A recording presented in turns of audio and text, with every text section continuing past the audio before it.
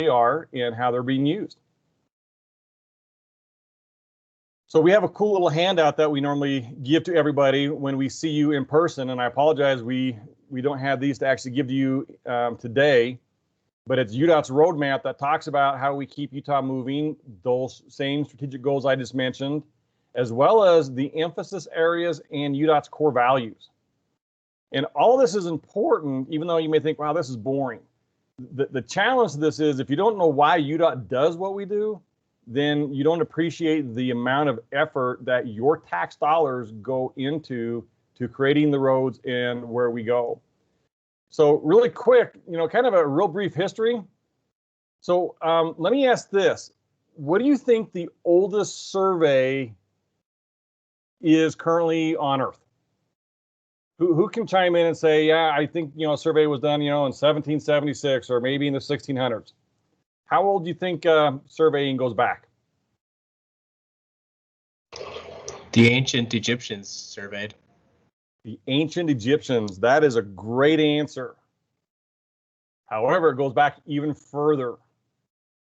The Babylonians were the first, and they did it in stone. And then you have the Chinese, then you have the Egyptians, and then you have the Romans. So how would you like to have a survey that you do in stone? Kind of ironic that we talk about our surveys being monumented and that they last through time and they're recorded in the surveyor's office or in the recorder's office. Well, here it literally is in history. And I'm not sure that I could decipher what that is. I've talked to different people who have recognized this and who have talked about it, and apparently it is literally a property survey. So, which is pretty amazing when you think about that. So we have old maps that kind of tell us where and what has been transpiring over time. Goes for boundaries, goes for property disputes, goes to conquering from one nation to the next. And the oldest civilizations did this. And it even goes back into the Old Testament of the Bible. So, and if you didn't have your Sunday school lesson for the week, congratulations, you just passed that class. So, cursed be he that removeth his neighbor's landmark, out of Deuteronomy 27:17. So if you ever were thinking that, yeah, this is make-believe stuff, this goes way back. So a quick history for UDOT now and for the state of Utah, and this I stole shamelessly from John Stahl. So for those of you who came on when me and Dan were talking just briefly about the recent UCLS conference, John Stahl, who is another licensed land surveyor in the state of Utah, and he teaches at the community college a lot. I stole this from his presentation because I totally was not aware that before I knew Utah had the Territorial Act of 1852, but I didn't realize that there was the state of Deseret that was created, and it had a constitutional provisional government that was in place, which actually created the first records of roads in the state of Utah. And that's a huge deal because all of your surveys will bound up to some type of a roadway, whether it is a state route, a county road, because one way or the other, you need to provide access to the property, or the landowner needs access in order to be able to develop it. So the roads become a big deal. And this was key information, knowing that literally 2 years after the pioneers first entered into the valley, this constitution, which created that provisional government, they thought that far in advance of detailing where the public roads in the state of Utah would end up being, knowing that eventually that we would become a state and what would happen. After the provisional government, there's the Territorial Organic Act of 1850, before Utah becomes a territory, which actually created the first county surveyors offices. And then you actually end up in statehood in 1896. Now you're asking, why do I need another history lesson? All of this is critical because as we monitor and watch and research the original roadways and the road systems and what is recorded, that sets the foundation for the right-of-ways that we have today and the property boundaries that you play with and how you retrace the original surveyors, and I know you guys always hear that wonderful phrase, retracing the steps of the original surveyor and what that actually means.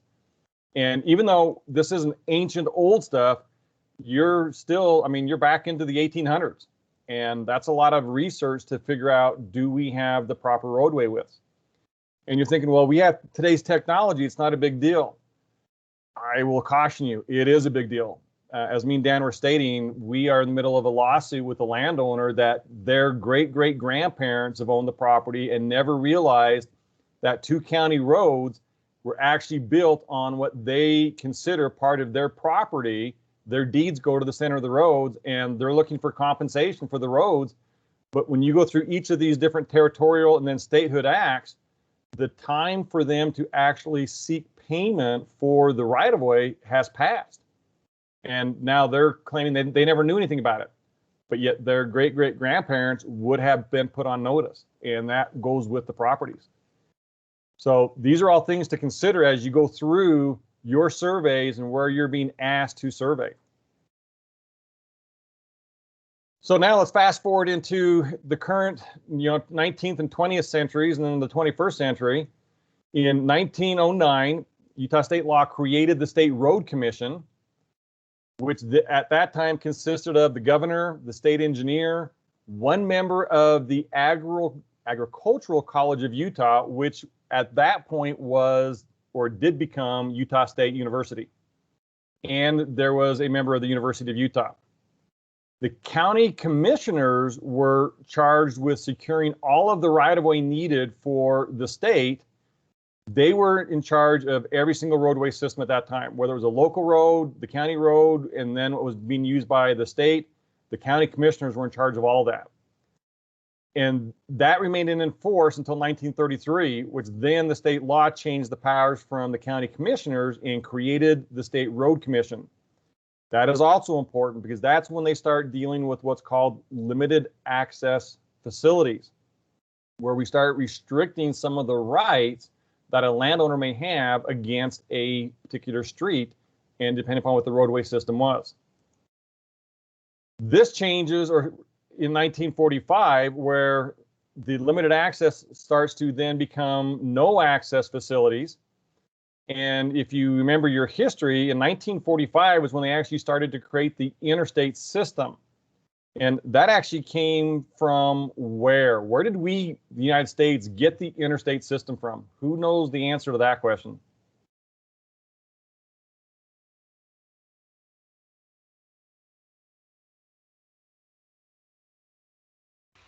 Can we get it from Germany?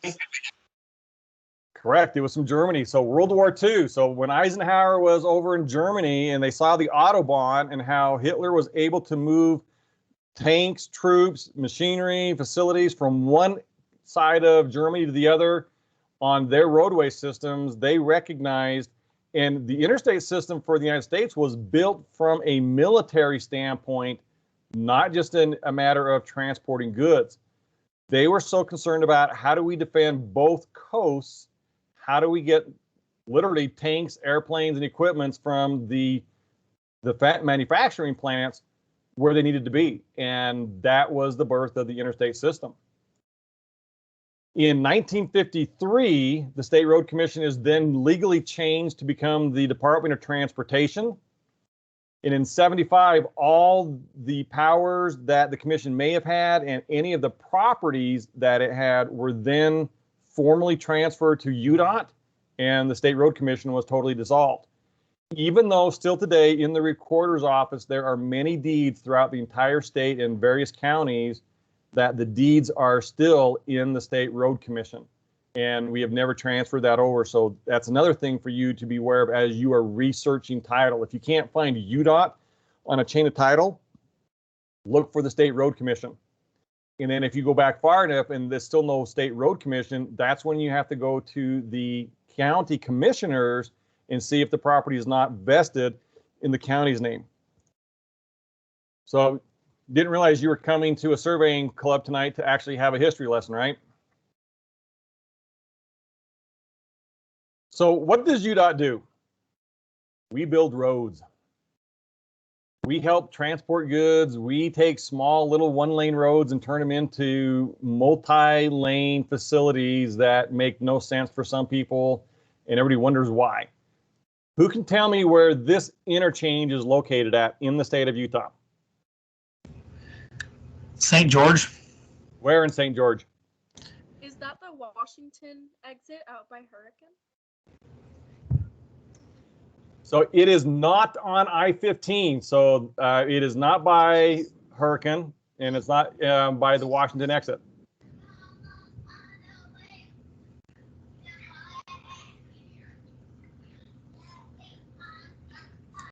Any other suggestions?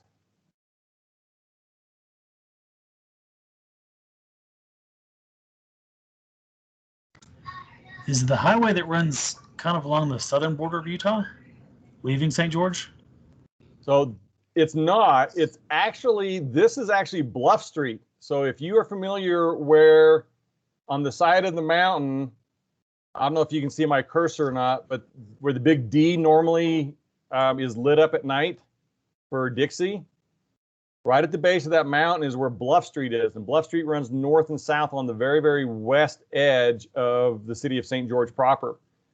And this is just north of St. George Boulevard, and this is Bluff and Sunset. And they moved what would be the traditional on and off ramps, if you will, to an intersection or an interchange from being on the right-hand sides, and they moved into the middle. So if you wanted to continue on Bluff Street and go to the next town north, you would stay in the outer two right lanes, and you don't have to actually stop at the light. But if you want to be part of the interchange and go to the local streets, you go to the center, which is totally backwards of every other interchange you would ever go to.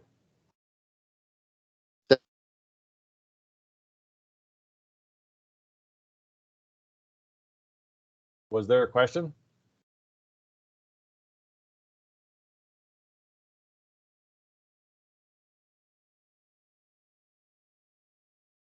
Okay, so let me show you another one. Where do you think this wonderful intersection is?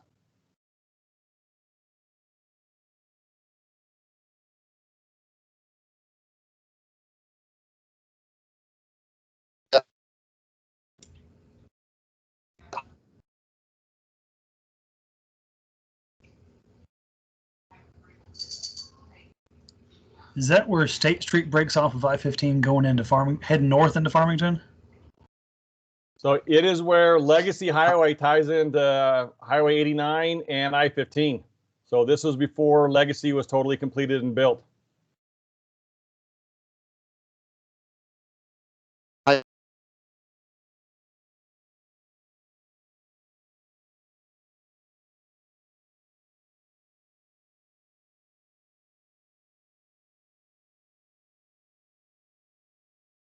So how do we do this? Oh, go ahead. You had a question?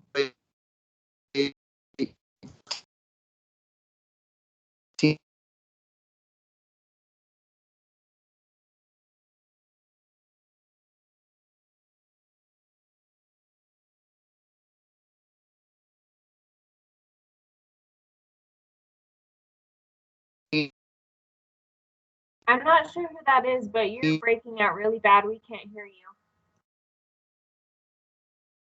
I think it's Tanner. If Entering St. George.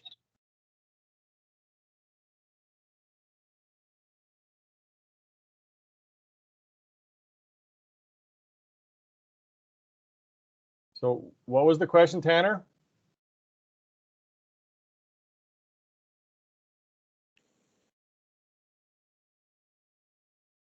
If you want, you can type your question in the chat. That might be easier so we can understand what you're saying. Yeah, I'd go ahead, James. That's good. Okay, so UDOT has authority to do this based on both the U.S. Constitution, our current federal laws and regulations, our state statutes, and the federal side comes from the Fifth Amendment and our Bill of Rights, which basically states that no person can be deprived of life, liberty, or property without due process of law, which basically means that property cannot be taken without compensation. We have to pay for the property to which we are going to acquire for a public use. That process is known as eminent domain. That is the authority by which both the federal government and state governments have the ability to acquire property, not take. They must purchase the property, and it has to be based on fair compensation, which means the property has to be appraised and then paid for. Otherwise, it cannot be taken. So that is, again, it's one of the protections that we as a landowner have, which is so unique and different than any other country on earth, as well as allows the government to provide a better good for the public as a whole. So our federal laws kick in, and because of that, one of the things we have to be careful of is if we are buying property and we're displacing people, there has to be a proper way to do that. And when you think about this, we started the interstate system in 1945. The railroads had been going on since the early 1800s, and they were just plowing through farmlands and farmers' properties, acquiring property, and whether it was fair or not, they were taking it. Well, finally in 1970, the Uniform Relocation Assistance of Real Property Acquisition Policies Act finally provides recourse for the landowners on buying property and being moved. And this deals for both landowners and renters, so anybody being displaced. This is also a big deal that affects how we buy and manipulate property. So this applies to all federally and federal assisted projects, any state funded projects, and it established the minimums and the maximums requirements for any acquisition, relocation, and the state of Utah has embedded these into our state code to make sure that every landowner is treated fairly through the entire process. So it creates what we would call, a fair and a uniform treatment for every landowner, whether it's residential or business, to make sure that we are taking care of them the right way. Plus, we're not dragging the process out. That was another tactic that was used in many years ago, by stringing along the landowner to where they could no longer afford financially to fight the government or, in some cases, the railroad, because they were bigger and they had more money. This ensures that doesn't happen. So how do we do this? Well, obviously, we got to have maps. We need to know what we're defining. We need to know what we're going to take. We need to know what we're going to acquire. We need to know if there's renters, if we're moving people, if we're not moving people, and have a clear plan. Because if we don't have a plan, we end up with this. This is not photoshopped. This is a real photo. This is a real impact of landowners holding out and the project starting and going on without them. And this is what we do not want to ever have happen.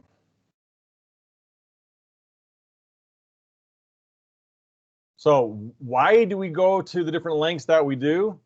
Well, first of all, is we really do want to prevent eminent domain as much as possible. And eminent domain can be used for so many different varieties of items, not just roads. You see local governments use it, if as the cartoon shows, to bring in a Walmart. They can use eminent domain and to eliminate different neighborhoods for a new shopping center or a convenience store. And the challenge is not to be taken advantage of or not to allow the local government or even city or state or the federal government to exercise undue coerce. And there's a reason for that.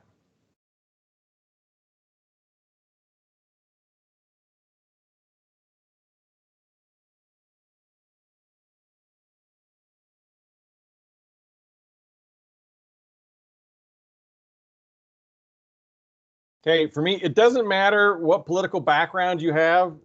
Those 9 words are and still ring true today. There is a good side of government and there is a bad side. And the key is, how do we accomplish this and what is the right approach? Because we want to make sure that we are using all the resources we have to protect the public and provide them with the proper methods. Which then for you, the surveyor, and now as students, what resources do you need and where are the resources so you can understand this? And UDOT has many that we follow from very beginning to the end of every project. On the right-of-way side, which helps with the surveying, we have our right-of-way manuals. There is an operations manual, which talks about the acquisition. We're going to talk about the design and the forms and how it creates our existing maps. And then we have additional resources that we can play with. So let me show you a couple of manuals that UDOT has had for many years. The one on the right of your screen is from 1978. The one on the left is July of 1996.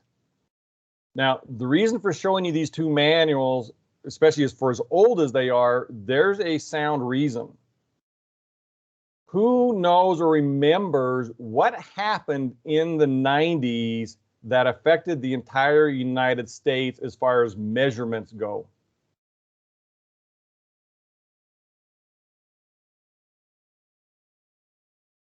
Now, it's kind of a loaded question, but something changed in the 90s which affected the way we survey, we write descriptions, we measure things.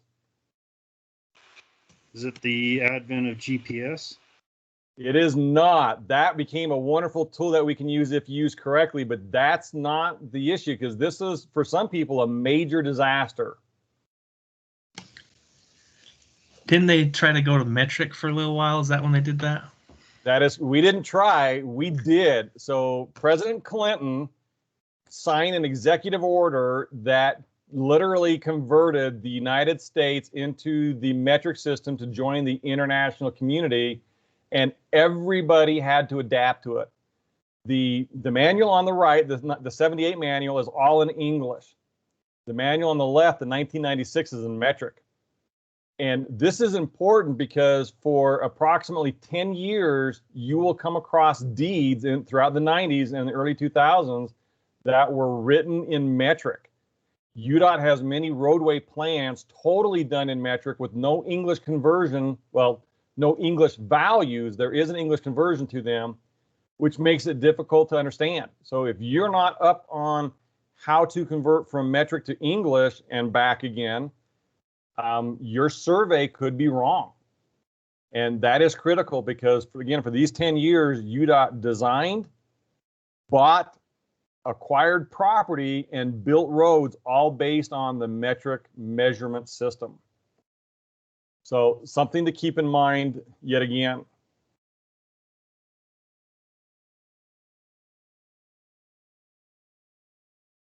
Now, this is the current manual, 2016, and we're updating it as we go along every day. The older manuals are there for a reference and for history. And like I said before, being able to walk in the path of the original surveyor. And in our manual, we list, again, the authority by which we have the right to do the design and the acquisition. We have the scope for why we're doing what we're doing, which includes the preparation of the maps, the deeds. We create ownership records to be able to show who owns what property, which you'd think, well, that's kind of a no-duh moment, right? You'd be surprised that over the years and from state to state, a property is acquired from the wrong individuals. Or you may have only an interest in the property and not a whole ownership. And so we've only bought your portion, not everybody else's. That is also a problem. So we do talk about, the care that is needed to be able to actually provide the proper plans. And more than anything else, what we want is common sense. So the scope is to keep in mind all the design options we have. And this is by far and large the biggest and the most key thing to anything you could ever do, even going forward. And that is exercise good judgment. Your common sense that you have regarding the education you are receiving, how you apply that into the real world will trump any manual that you ever have. Because a lot of times common sense says to do something or not to do something, and you kind of need to stick with your gut. A lot of times you will find the law and the legal reasons to back you up, but don't create something just because you can't think of something else. I mean, common sense will outrule winging something. And every time we create something on the fly, I guarantee you there will be the unintended consequence that will nip you in the rear. So be very careful about that. So that was kind of a brief history real fast. And what I want to do now is show you some of the symbols we've used. And these all came out of that 1978 manual.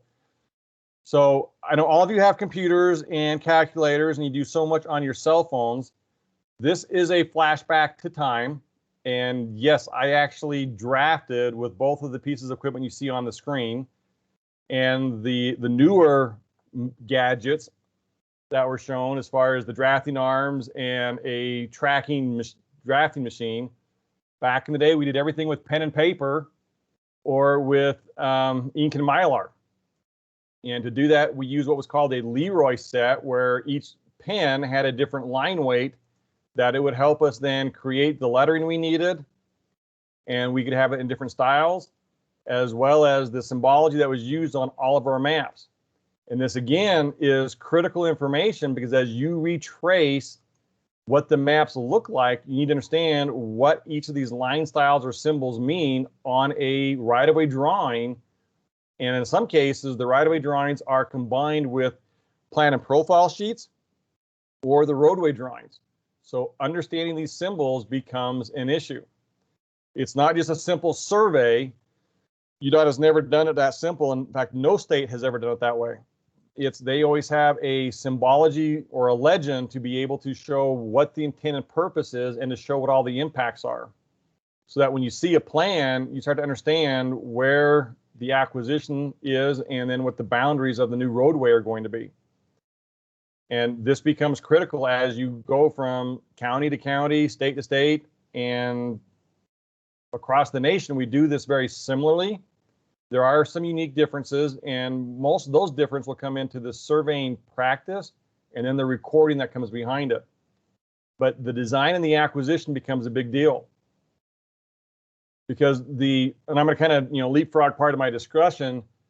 The main difference in the way UDOT describes our parcels, even though it is a meets and bounds description, by definition, it is called the point description.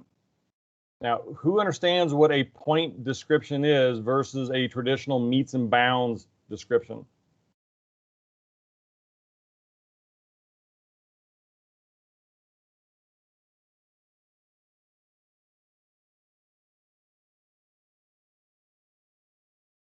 Nobody wants to venture a guess, huh?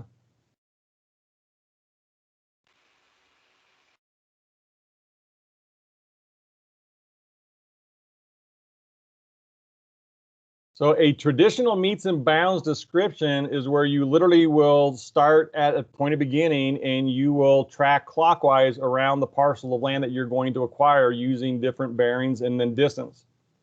With the point description, what UDOT uses, everything is based off the center line. A typical center line description would go a meets and bounds description along the center line to a curve or an angle point.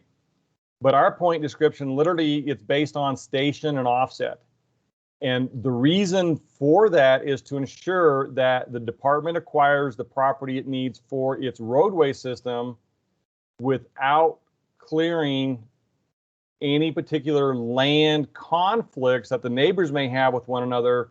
UDOT's not concerned about that. UDOT's only concerned about acquiring the property and clearing the property for its roadway. So on the screen where you see 6:A or 7B:1 in this dark zone, UDOT would acquire all the property in that area regardless of who the owner is and regardless of how their property may or may not fit next to somebody else. Hayden, you have a question? Yeah, I don't know if this is, I'm just curious to bounce this term off you because that's how I understood it. A strip description, the description of a center line with, offsets, is that a term that's used or is it just point description in UDOT? It is a description that is used, but it actually describes something different. A strip description could actually be used for utility companies, which may be a little different than what UDOT is doing, because they are defining the center line and a certain offset width. So if I had like Dominion Gas and I wanted to do a 25-foot easement centered on a center line, it's 12.5 feet both sides. That's traditionally called a strip description or a centerline description. The point description is different. We come along the center line, but we do everything based on station and offset. It's not an even offset necessarily from the center line. And I'm going to skip this slide and I'm going to jump a couple of slides real fast. This is the boring part of me describing what we just talked about and show you exactly what I'm talking about.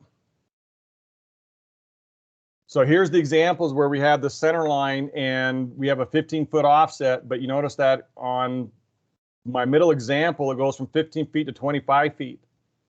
A strip description or a centerline description would keep everything consistent widths on both right or left side. They could be different, but it's consistent through the entire easement or purchase area. With UDOT, it's not, and it doesn't have to be. It can be all over the map. And in some cases, we are. So, but Hayden, that was a great question. So, other questions before we move on?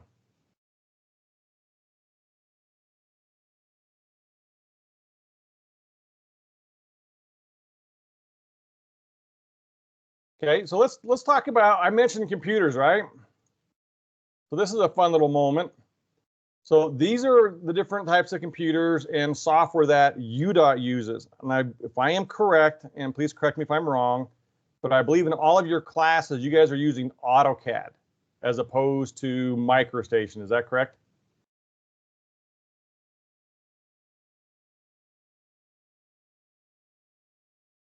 Yes. Okay, MicroStation. I use MicroStation at work. Oh, who said that?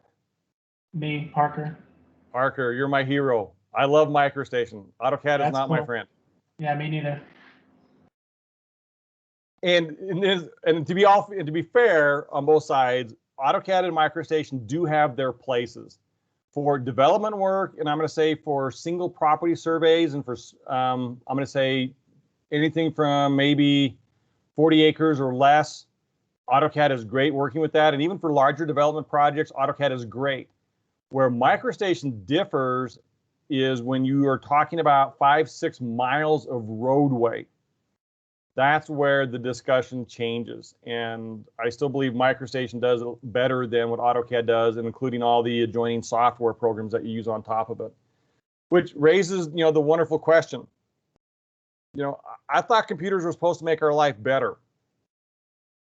And tell me if these statements are all true. Computers make our job easier. They make revisions quicker. They get the job done faster. You have more flexibility in what you do. Can you do more with a computer? And as from a consultant standpoint, do you win more projects with computers? Well, the irony for me is I would say not all those statements are true. I mean, today, we cannot live without computers. I mean, nobody uses a drafting board anymore for drawing by hand. So from that standpoint, a computer is a must. But do they make revisions faster? When you guys do your schoolwork, are your revisions faster? And with that, let me ask, do you make more mistakes that require more revisions?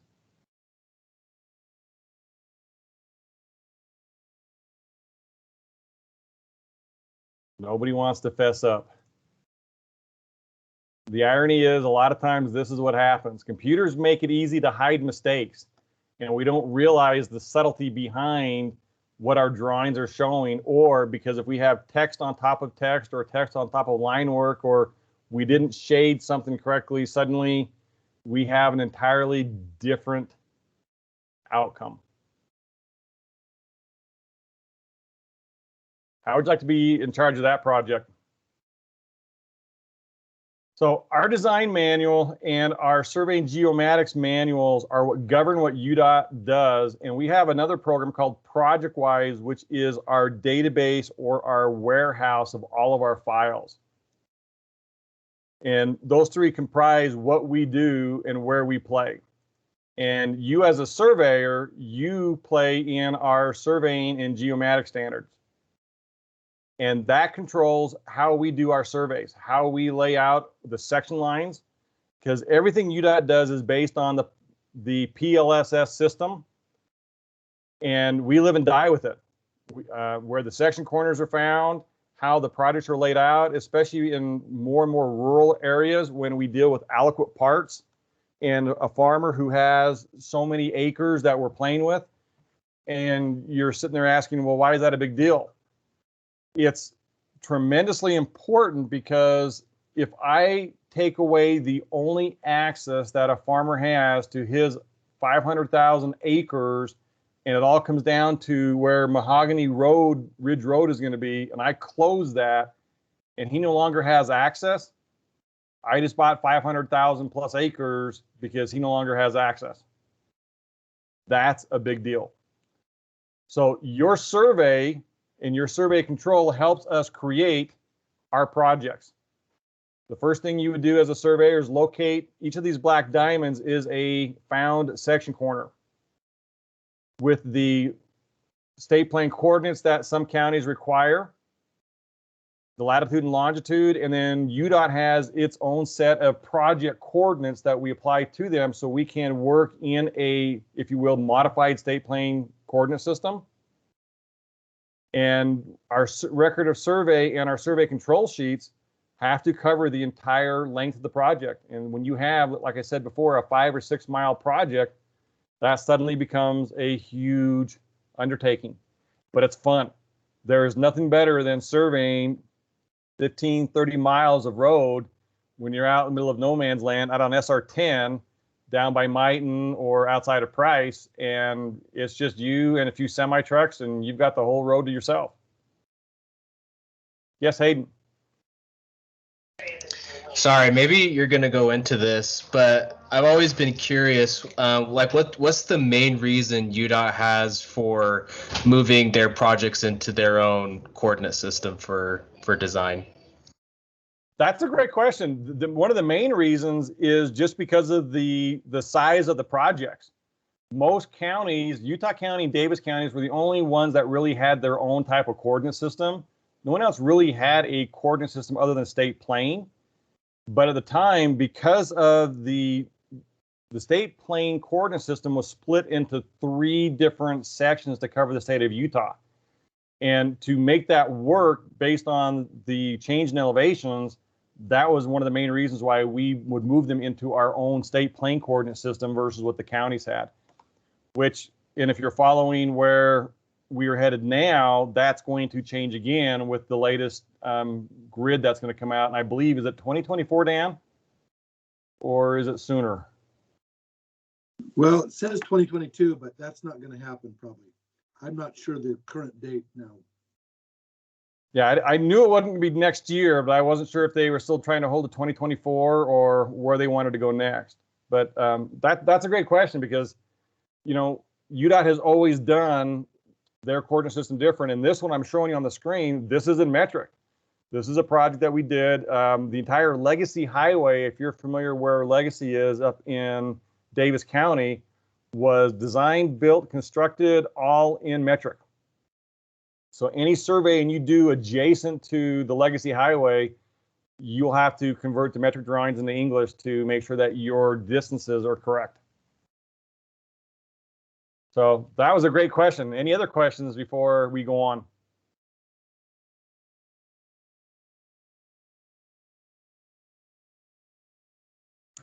I have a question. Many surveys do require or are always involved with the right-of-ways for residential because usually there's a road right there. But I've never really switched coordinate systems just to focus on UDOT right-of-way. I guess I shouldn't, because we did do a survey that was close to I-15. It shared that boundary, but we just stuck to state plane coordinates. Do we need to tie into the other coordinate system that UDOT uses? No, I think the way you approach that, Jacob, would be the correct approach. The key is to know where and what the UDOT project coordinates were and then be able to measure from the control sheets, the record of survey, the bound monuments that they had, and come up with your own set of project coordinates that match what we had as far as the bearings and the distances go.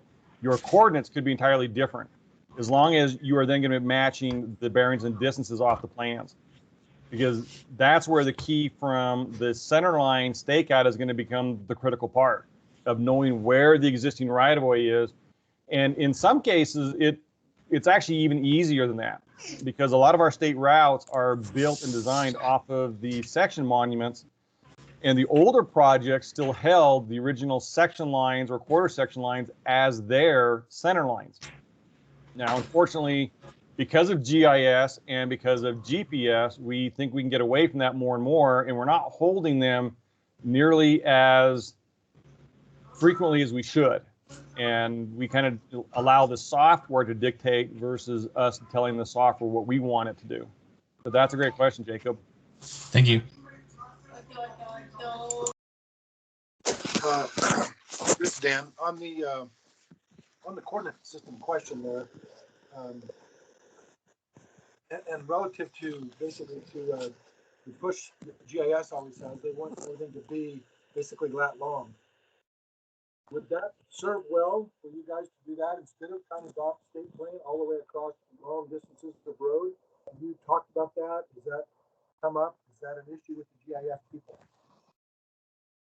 It has come up. I know many years ago there was a lot of discussion of going to lat long and using that instead of the coordinate system, and the department opted not to.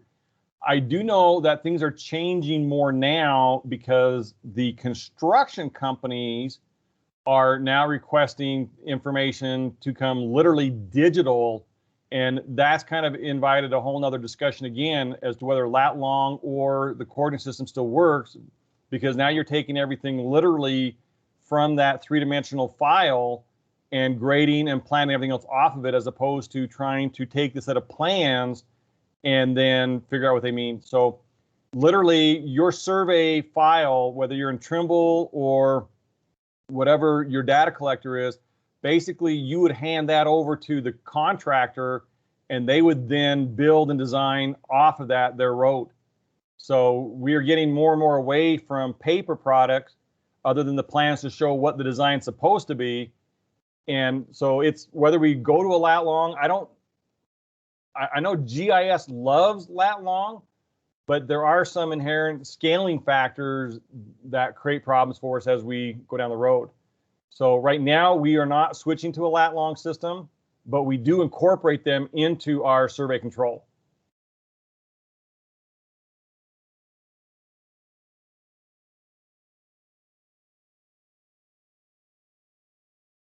That was a great question. Any other questions before I get into UDOT's standards like any company standards would have?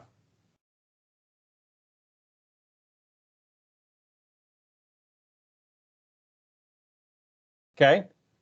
On the screen right now, I've got the latest version of the UDOT Plan Sheet Development Standards, which literally goes through how every project needs to look so that everybody understands when they bid on project to project, and regardless of the consultant working for UDOT, will provide the same product so that we can bid on it, we understand it, and we can file these in perpetuity for a record.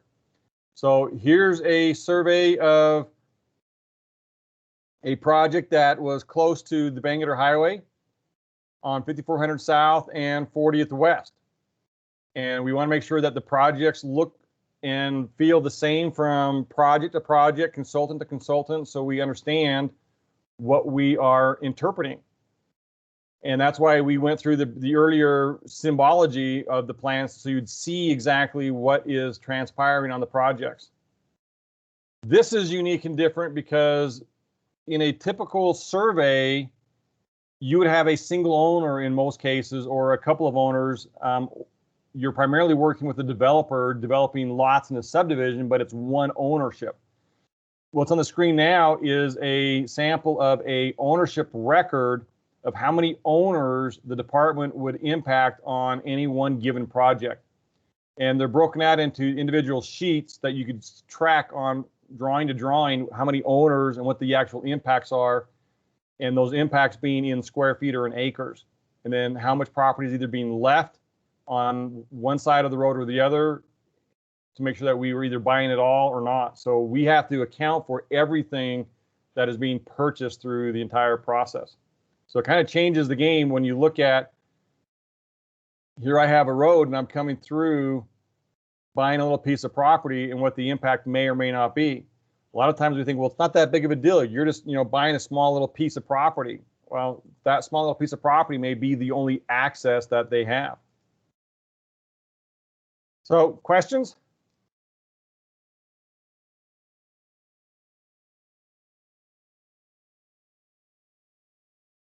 Okay, let me talk real fast about ProjectWise. This is a Bentley product, and we have developed a system where we literally manage all of the files into, if for a lack of a better term, a glorified Windows Explorer. Every one of your computers, whether Mac or PC, you have the Windows Explorer, which allows you to navigate your files on your PC or laptop. This allows multiple people to be in a single file and a single project at any one given time. And we have a complete delivery method and a set of instructions of how to operate and work within these, as well as a complete naming convention for these files. Because again, now we're not just talking about one survey, one subdivision. Now we're talking about multiple people working on the same project at the same time in the same file. So I'm not going to bore you with this other than to show you this right here is a picture of what ProjectWise looks like. And it literally looks and feels like a Windows Internet Explorer where it lists the files. And one of the nice, cool things is we can have what's called a state. So we can tell who's in the file, who's supposed to be in the file, and we can set permissions on who uses it or doesn't. And this helps us manage and maintain our entire design process.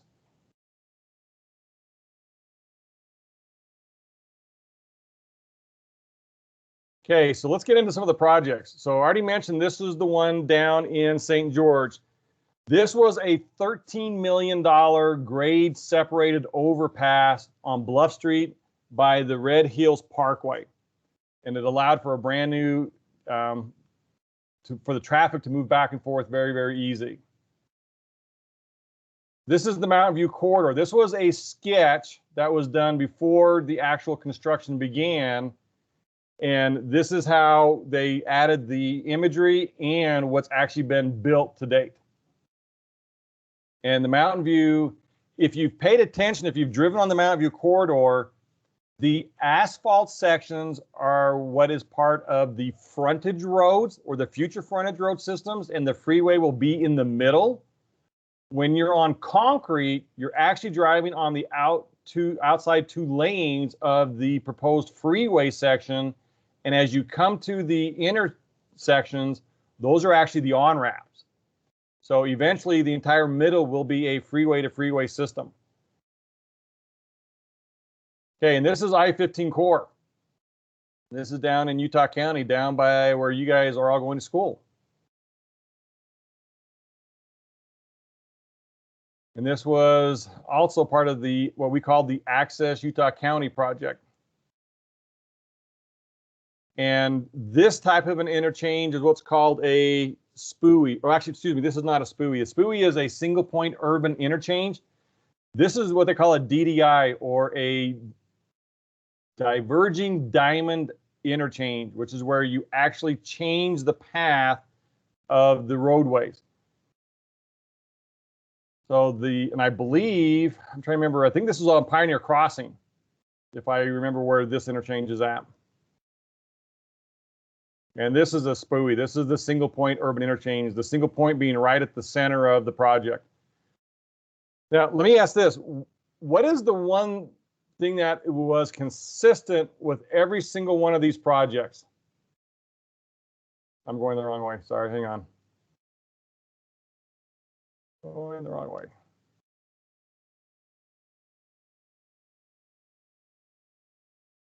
There's one thing that is consistent with all of these. Do you guys see what is kind of similar?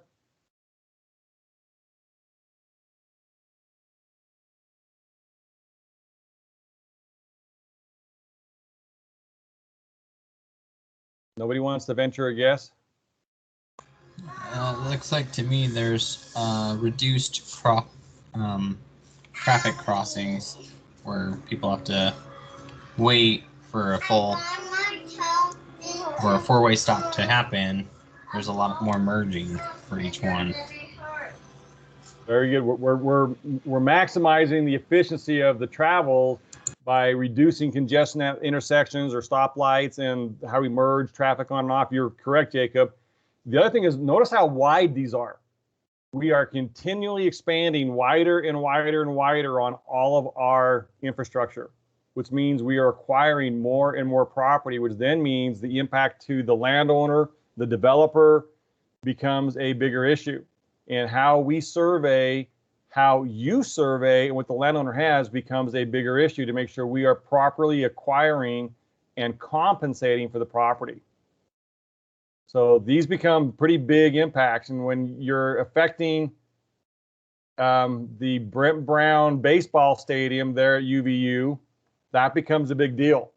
So this is the university interchange, if you guys didn't notice that before. And right at the base of the UVU campus, there's that nice baseball tournament where all the high schoolers have their state championships at.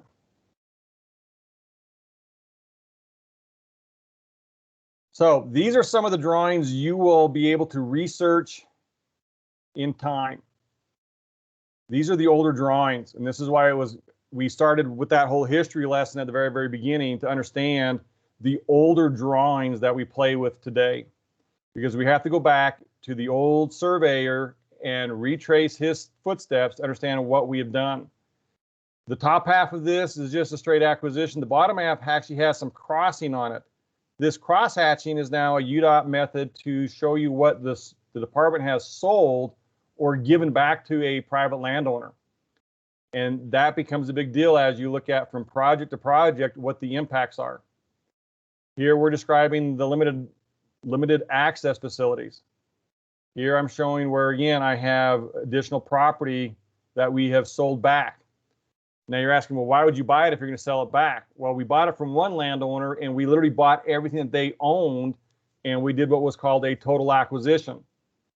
So he's out of the picture, but now we have excess land. Well, his neighbors may want it or some other developer may want it. And so to help promote the economy, UDOT will sell the property back.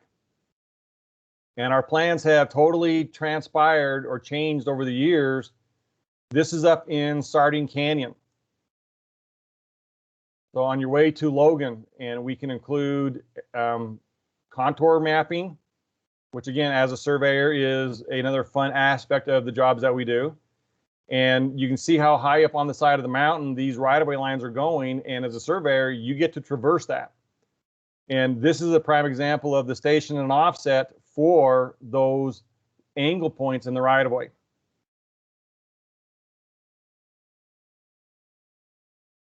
Here I have 126 South and 3600 West in Riverton. A simple project that then becomes more complex when we start to buy property in total and then sell it back. And I believe everything that's cross-hatched right now, yeah, I believe this is a Checker Auto or if it's not a Checker Auto, it's another auto parts store now that's gone in there, which is right next to the canal. And so each one of these crosshatched properties is what we have sold back. So you can start to see now where it becomes critical to know what we bought as to what we are also then going to sell. Because when you think you're done with a project that you have, when you work with a developer, let me ask that. You develop a piece of property, the developer goes out, acquires the property, and then he starts to subdivide it. You get to walk away, right? You're done other than putting in the corners. Do you have any other responsibility really with the plans?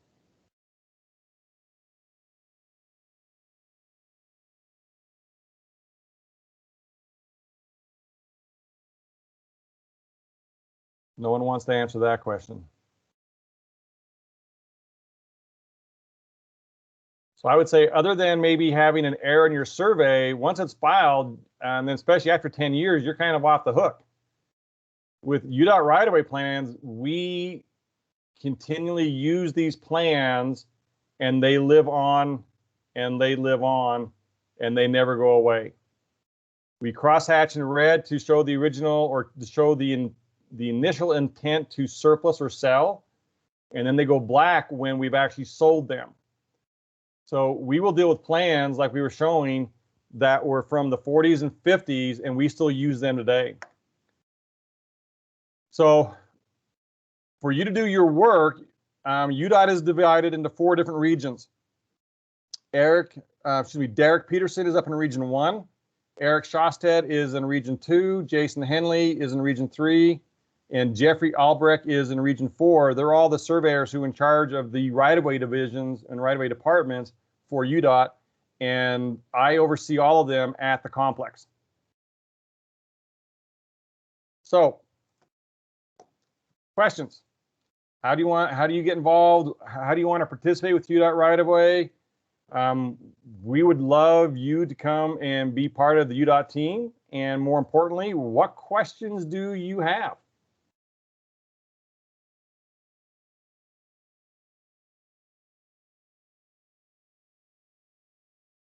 Okay, if you don't have any questions, I'm going to bore you for the next hour and a half and make you stay on this call for the next hour and a half. And if you leave, then Dan and Sonia are going to give you a failing grade.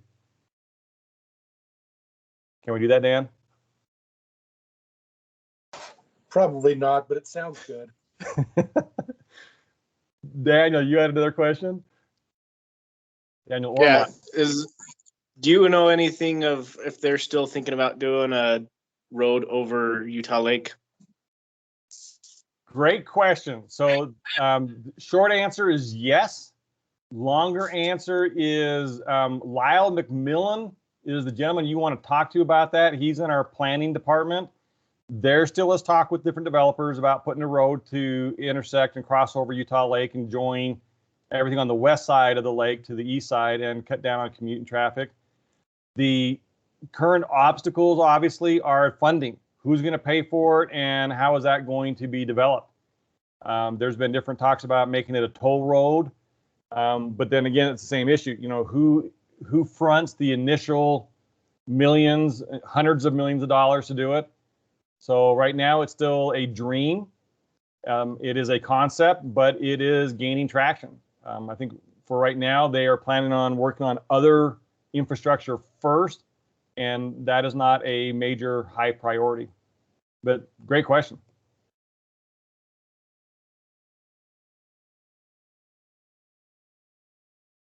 Yes, Chase. So how do you all choose like what kind of intersection should go to a certain place? Like, and what happens if it's the wrong choice? Like, I still hear complaints about the Provo Center Street I-15 off ramp still being difficult and the word inefficient to use despite it being around for a few years. Like, how do we make that decision or fix those decisions when they stop?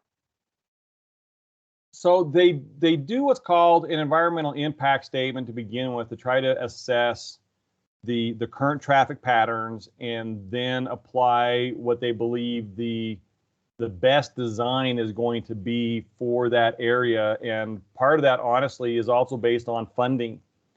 A lot of the different projects and the different intersections, if we had all the money in the world, we could design and build the ultimate best scenario. That isn't always the case. So we're limited to doing what finances will allow us to actually do, and so you do the best with that. Bangor Highway is an example of that. Bangor Highway was originally planned to be a interstate facility, and a lot of people don't remember why it was not built that way. And it changed from being an interstate facility to being at-grade intersections, and now we are slowly converting those intersections into an interchange. And along the way, they developed what they would call CFIs, or those funky, weird left turn lanes that are clear over on the far left lane that if you didn't get over soon enough, you couldn't turn at the intersection, which a lot of people hate. Well, the challenge is they were not just a Band-Aid, but they actually helped provide good sound traffic pattern and monitoring to move the traffic through the intersections faster. Because ultimately, that's what it comes down to, is how fast can we move traffic through each intersection and still make it somewhat easy for drivers to understand. The interchange that I showed you down on Bluff Street and Red Hills Drive, the reason for switching that was for traffic pattern and to minimize the impact on the community and not have to build as many long bridge structures, which then we have to maintain over time as well. So unfortunately, Chase, a lot of times the answer is money. There's not enough money to go around, and so projects do have to cut back, and so it may not be the ultimate best design, but it's a design and construction that'll get the department and the public through the next 10, 15 years, and then they can come back and redo it again at a different time zone. So I know that's kind of a lame answer, but unfortunately, it's kind of the right answer. That's a great question. Thank you.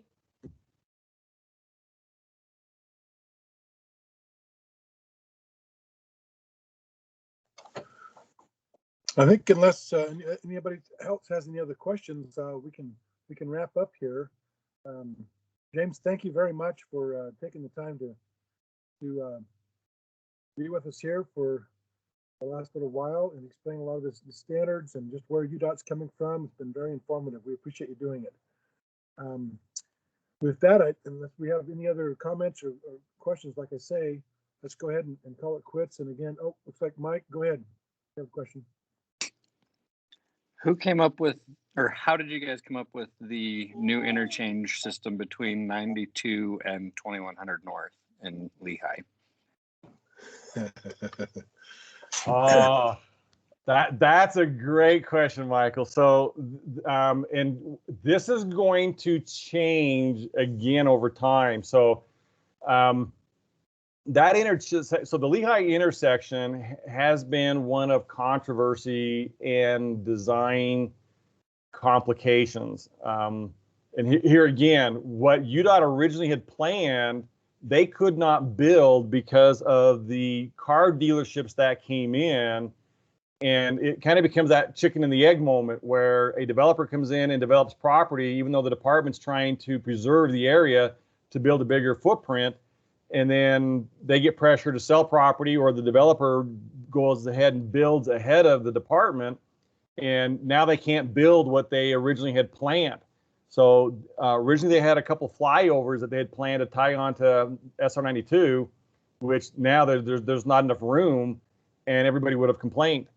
So they took the lessons learned from the 2100 North and the Mountain View Corridor projects, where we are going to use the interstate in the middle and then the slip ramps and the on and off ramp systems for the frontage roads on Mountain View, and applied it to that section of I-15.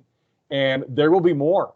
So there is planned an additional interchange between the Lehigh SR92 exit and the point of the mountain, which will have additional on and off slip ramps to get you onto those surface streets and to allow the traffic to get to the streets or back onto I-15 quicker and minimize congestion. So, you know, as my last slide said, we're only beginning. That's the start of additional design. And if you ever drive in Houston, Texas has a lot of those on and off slip ramp style intersections. Tanner. Any plans for reflective striping on the roads? Always. The downside to the reflective striping is, unless it is actually recessed, it gets scraped off by the snow plows. And so unfortunately, like California, where they don't do much snow plowing, they can have them everywhere. But here in the state of Utah, they would actually have to recess them. And then the challenge then is, if they get filled with snow, then you can't see them once it snows. So there is a, kind of a trade-off of where that plays out.